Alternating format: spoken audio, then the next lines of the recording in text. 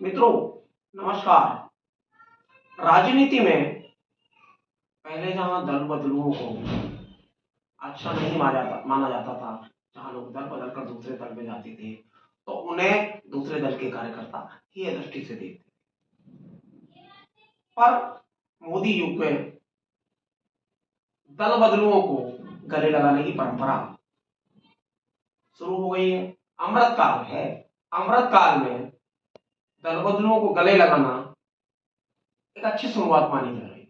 कम से कम राजनीति में, सामाजिक क्षेत्र में दल बदलुओं को भले ही वो प्रतिष्ठा ना मिल सकी हो, लेकिन राजनीति के क्षेत्र में दल बदलुओं को प्रतिष्ठा मोदी सरकार, मोदी और शाहमय भाजपा लगातार दी।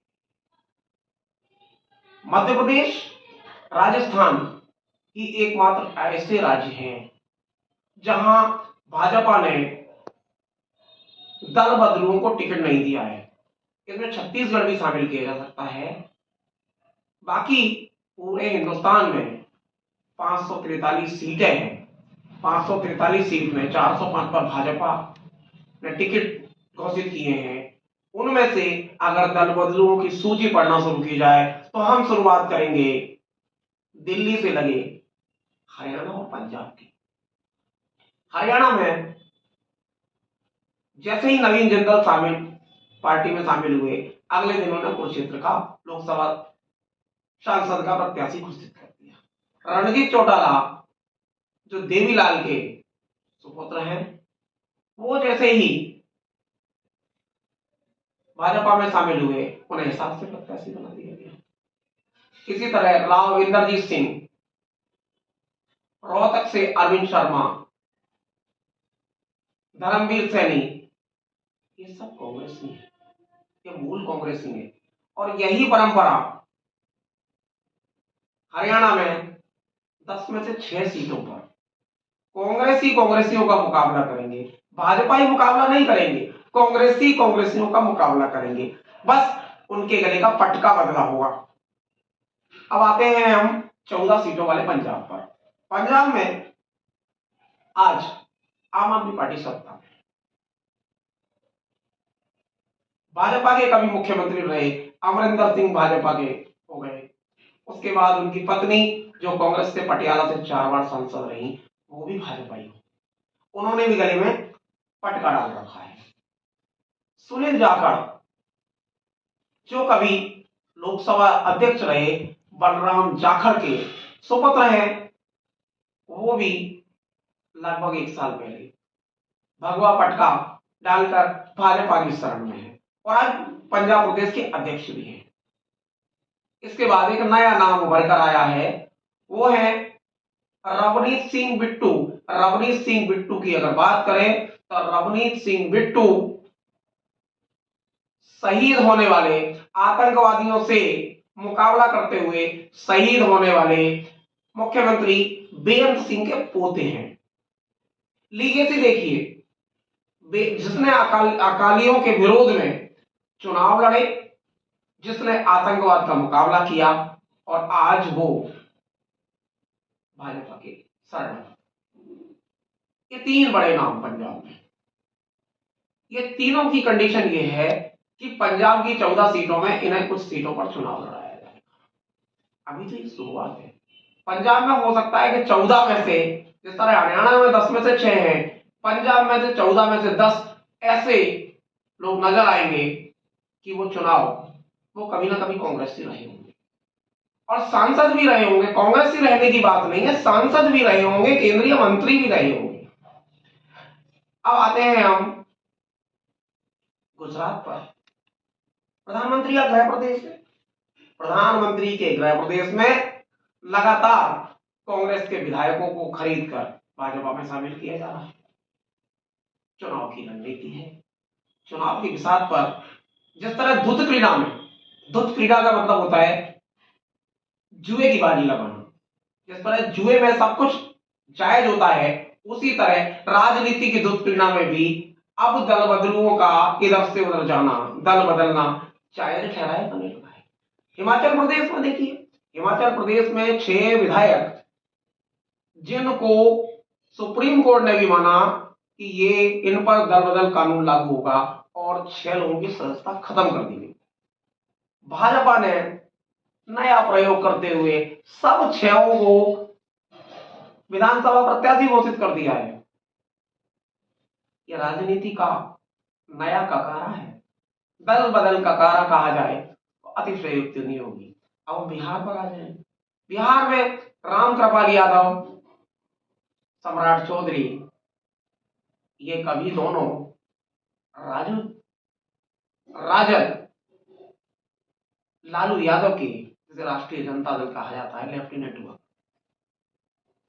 राम कृपाल यादव केंद्र में मंत्री भी रहे हैं और अभी उन्हें टिकट भी दे दिया गया है। इसी तरह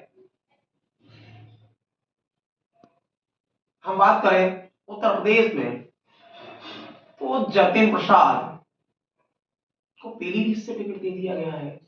इससे पहले फहरिस्त देखें, बहुत लंबी। पिछले चुनाव में मैडम बहुगुणा को टिकट दिया गया।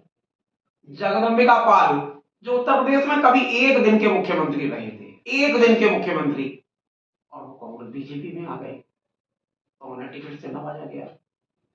समाजवादी पार्टी से आए श्यामानंदन मिश्र,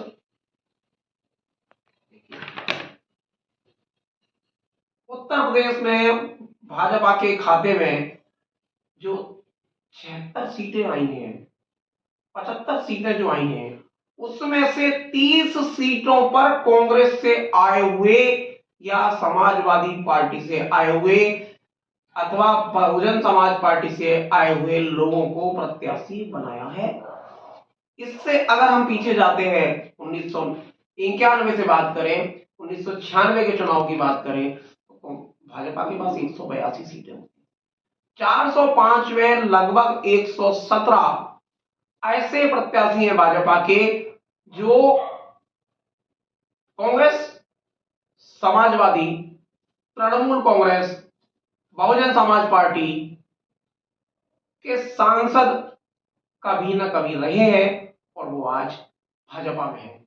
वो भाजपा में नहीं है तो भाजपा का अगर विकास की बात करें, भाजपा के वोट बैंक की बात करें, भाजपा के बढ़ते आधार की बात करें तो आधार 405 में 117 माइनस कर लीजिए, आपको आज भी समझ में आ जाएगा कि भाजपा वही 182 पर टिकी हुई है।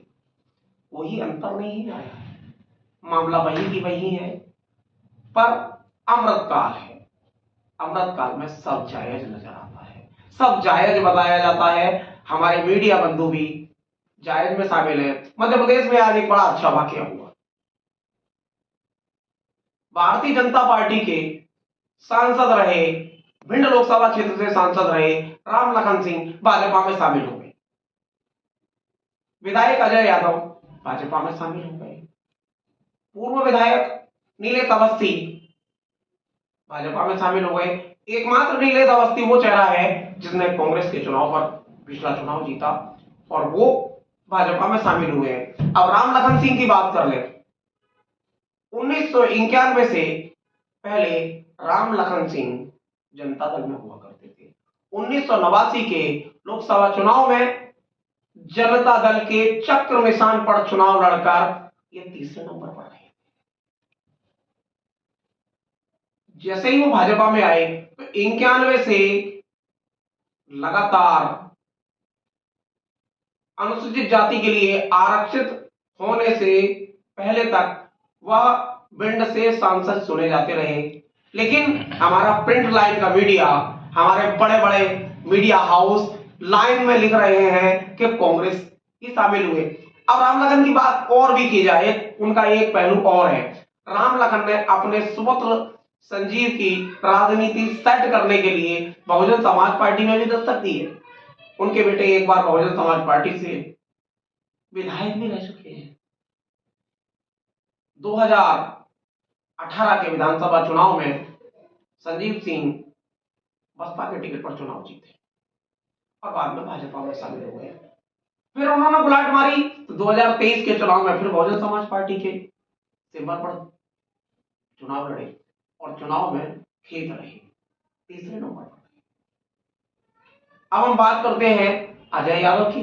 अजय यादव मूलतः भाजपा से विधायक बने बुंदेलखंड से, और वही अजय यादव कुछ समय के लिए कांग्रेस में आए और फिर भाजपा में चले गए। तो हम कैसे कह दें कि कांग्रेसी भाजपा में जा रहे हैं? ये वो कांग्रेसी जा रहे हैं जो भाजपा से कांग्रेस में आए और कांग्रेस से फिर भाजपा में जा रहे हैं। इनका कांग्रेस में आकर दिल नहीं बदला, दिल तो संघ के लिए धड़कता था, चाहे वो राम लखन हो या अजय यादव हो या हम और भी बहुत सारे विधायकों सांसदों की बात कर सकते हैं जो गए, वो कहीं ना कहीं दिल में संग रखते थे। तो जो सांसद इधर से उधर हो रहे हैं, कुछ अपनी संपत्तियां बचाने के लिए जा रहे हैं, जैसे नवीन जिंदल, अमरिंदर सिंह, और कुछ जा रहे हैं अपनी शान शौकत के लिए। उन्हें लगता है कि मोदी युग में अगर हम सत्ता की चाशनी हमें पीना है या सत्ता की मलाई खाना है, तो भाजपा के गुण गाना है, मोदी शाह के गुण गाना है। मित्रों, जनता के सामने, हमारे सामने एक बड़ा सवाल है। 2024 का जब चुनाव है, तो चुनाव में मतदान की पहली तारीख 19 अप्रैल है। आज 102 लोकसभा क्षेत्रों में अभ्यावेदन भरने का अंतिम दिन था।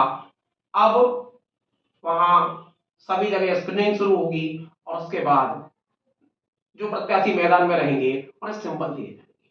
और पहला चरण का चुनाव 19 अप्रैल को है, उसके बाद 26 अप्रैल को है, फिर 7 मई को है। ऐसे चलते चलते 7वां चरण 1 जून को होगा, उसके बाद 4 जून को परिणाम आएगा। तो सवाल मित्रों आपके सोचने का है, मतदाताओं के सोचने का है, क्या दल बदलुओं को हम इस चुनाव में फिर से संसद का रास्ता दिखाएंगे या उनके अरमानों पर ब्रेक लगाएंगे? मित्रों, जरूरत आपकी है, सोच आपका है, संविधान आपको जिंदा रखना है, लोकतंत्र के वाहक आप हैं।